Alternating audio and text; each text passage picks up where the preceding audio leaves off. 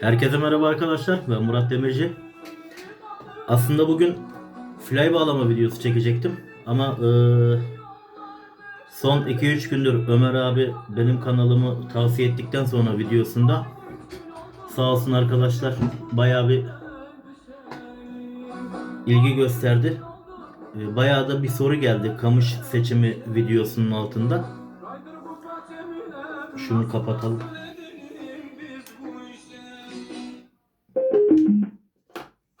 Telif melif yeriz şimdi, gerek yok, uğraştırmasın bizi. Kamış seçimiyle alakalı videonun altında bayağı bir yorum geldi. Arkadaşlar özelden de çok soran oldu. Tubular uç ve solid uç hakkında bir açıklama yap. Hani tam nedir ne değildir. Ee, Yeni başlayan arkadaşların anlayacağı tarzda bir açıklama istediler. Çok yeni başladık. İşte hangi kamışı seçmeliyiz? LRF kamışı seçerken tubular uç mu olsun, solid uç mu olsun? Yani içi dolu mu, içi boş mu? Uç kısmının kamışın olsun diye. Ben de böyle 1.30 boyunda iki tane oğlumun kamışları bunlar. İki tane kamış var. Bir tanesi solid, bir tanesi normal karbon kamış, içi boş uç kısmının. Bu da dolu olan örnek olsun diye getirdim. Solid kamış dediğimiz, yani içi dolu olan uç kısmı. Bu gerçi komple solid kamış. Komplesinin içi dolu. Arada ne fark var? Şimdi bunu da normal LRF kamışı olarak düşün. Bot kamışı. Bu da LRF kamışı. 1.10 gram 1.30. Filade'nin eski kamışlarından. Şimdi üretimi yok. Karbon kamış. Bunu da karbon kamış olarak düşünün. Sadece şu uç kısımlarının aradaki farkları anlatacağım. Tubular ve solid. Solid demek içi dolu demek. Yani kamışın ucu kırıldığında içinin boş olduğunu göreceksiniz. Bunun içi kırıldığında, bu saydam olduğu için içi görünüyor. Şöyle yakından göstereyim. İçinde pembe, turuncu renkli bir ip geçirmişler. Solid, yani fiberglass karışımlı. İçinde cam elyafı bulunan bir kamış bu. Karbon kamışların da uç kısımlarını solid yapıyorlar. LRF'lerde şimdi yeni moda. Yani yeni moda dediğim bir 5-6 senesi var bu mevzunun.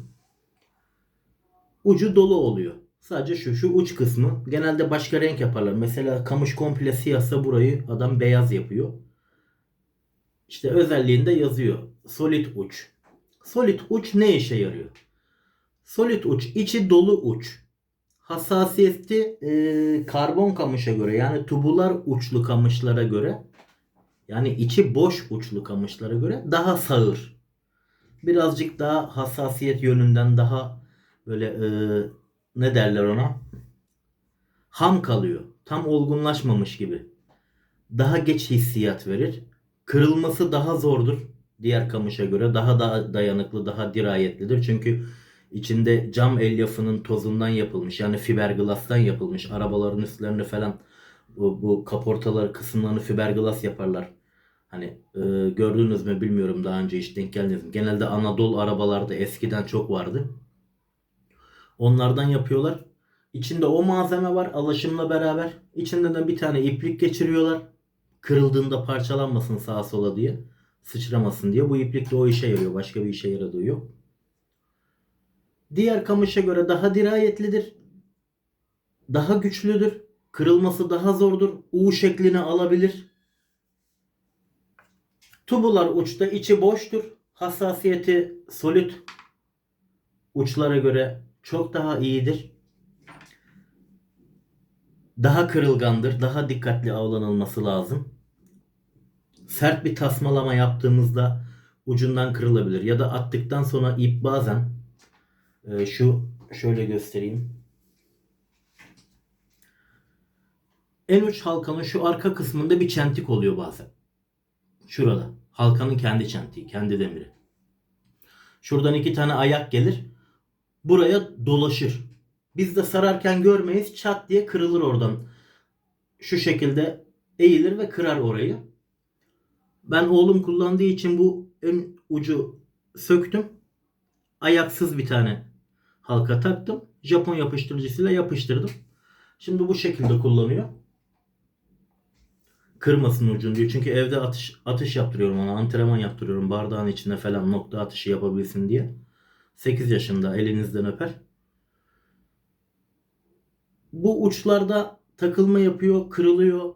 Yani çok hassasız. Yani gerçekten çat diye gider. Şimdi diyeceksiniz ki o zaman tubular uç kullanalım.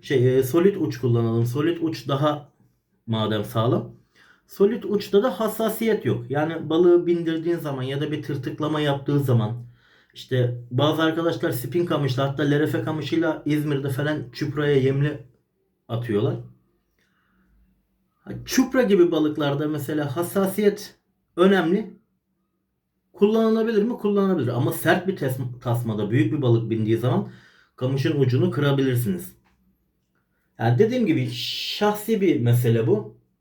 Tubular isteyen tubular kullanır. Solid isteyen solid kullanır.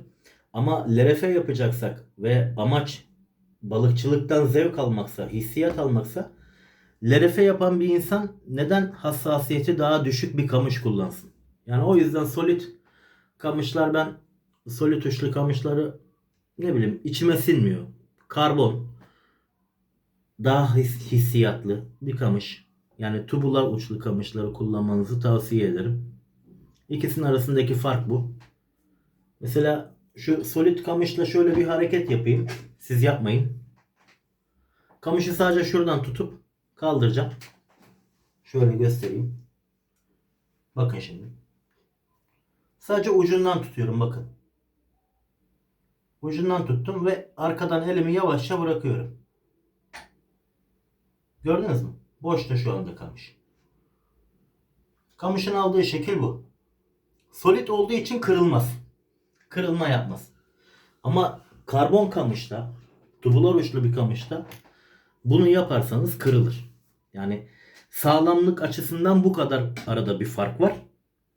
Hissiyat açısından da bayağı bir hissiyat farkı var. İkisini de kullanan arkadaşlar bilir. Benim sizlere tavsiyem tubular uçlu kamış kullanmanız. Solid uçlu kamışlar sağır kamışlardır. Kırılmaz ucu kolay kolay, eyvallah. Kırılmaz derken yani hiç kırılmaz demiyor. İlla ki kırılır. Kırılmaz değil ama hissiyatı daha zayıftır diğer uçlu kamışa göre.